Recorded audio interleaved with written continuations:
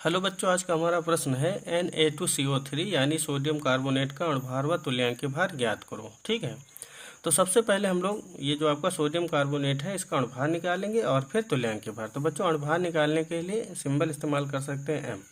तो किसी भी अणु या यौगिक का अगर अणुभार निकालना है तो जो परमाणु होते हैं उस अणु या यौगिक में उनका जो परमाणु द्रव्यमान होता है उसको ऐड कर देना होता है। सिंपल होता है। जैसे सोडियम का परमाणु द्रव्यमान 23 होता है, कार्बन का 12 होता है, ऑक्सीजन का 16 होता है।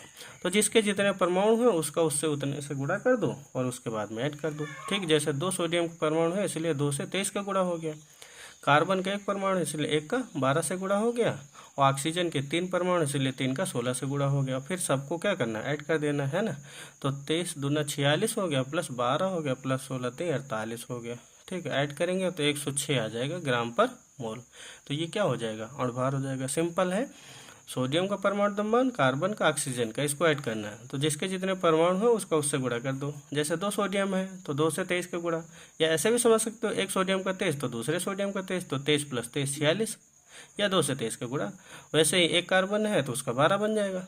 3 ऑक्सीजन है तो 1 का 16, तो 16 प्लस 16 प्लस 16, ऐसे समझ लो यार, 3 से 16 का गुणा हो जाएगा तो 48। फिर यही सब ऐड करने से आपको आ जाएगा क्या, 106 ग्राम पर मोल। तो ये हो जाएगा सोडियम कार्बोनेट का अणुभार। अगर बात करी जाए बच्चों तुल्यांकीय भार, तो तुल्यांकीय भार ई से इंडिकेट किया जा सकता है और तुल्यांकीय भार निकालने के लिए फार्मूला बन जाएगा अणुभार M/N फैक्टर। तो N फैक्टर मतलब N कारक।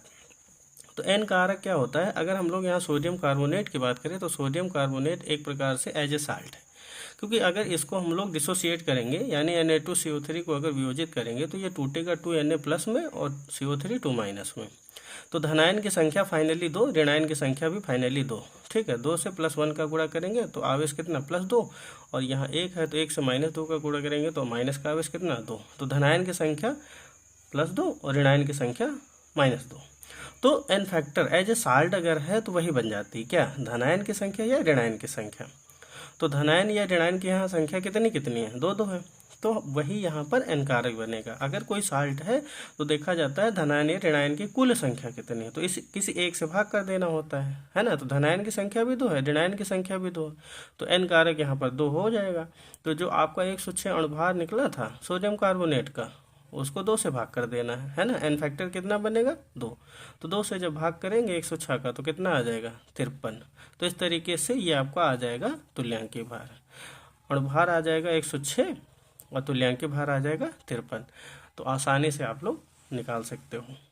ठीक है, तो बच्चों वीडियो को लाइक करें, चैनल को सब्सक्राइब करें।